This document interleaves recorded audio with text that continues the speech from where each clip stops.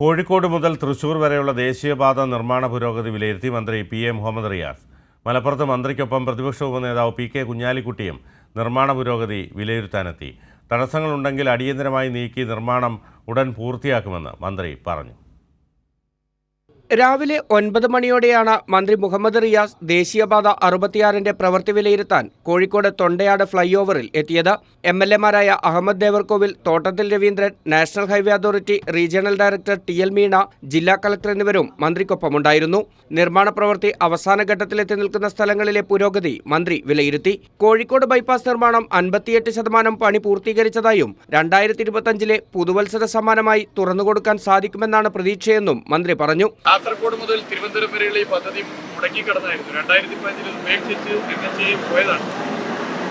2016 സർക്കാർ വന്നു. മുഖ്യമന്ത്രി ശ്രീ പിണറായി വിജയൻ മുൻകൈ എടുത്തു, ചർച്ച നടത്തി. ഇന്ത്യയുടെ ചരിത്രത്തെ ആദ്യമായി ദേശീയപാത വികസനത്തിന് സംസ്ഥാന സർക്കാർ പണം ചെലവഴിക്കാൻ തീരുമാനിച്ചു. 5600 കോടി ചെലവഴിച്ചു. മലപ്പുറം ജില്ലയിൽ പാണമ്പ്ര വളവിൽ നിന്നാണ് പരിശോധന ആരംഭിച്ചത്. പാണമ്പ്ര, വട്ടപ്പാറ തുടങ്ങിയ അപകട മേഖലകളെയും വളാഞ്ചേരി ഉൾപ്പെടെയുള്ള ഗതാഗതക്കുരുക്കുണ്ടാകുന്ന സ്ഥലങ്ങളെയും ഒഴിവാക്കിയാണ് ജില്ലയിലൂടെ പുതിയ ദേശീയപാത കടന്നുപോകുന്നത്. പ്രതിപക്ഷ ഉപനേതാവ് PK കുഞ്ഞാലിക്കുട്ടിയും മന്ത്രിയോടൊപ്പം പരിശോധനയിൽ പങ്കെടുത്തു. തൃശൂർ ജില്ലയിലും മന്ത്രിയും സംഘവും സന്ദർശനം നടത്തി.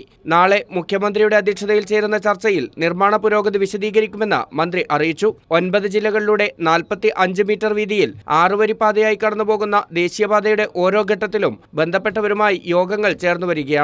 ദേശീയപാത അതോറിറ്റിയുടെ സഹകരണത്തോടെയാണ് നിർമ്മാണം. കൈരളി ന്യൂസ്, കോഴിക്കോട്, മലപ്പുറം.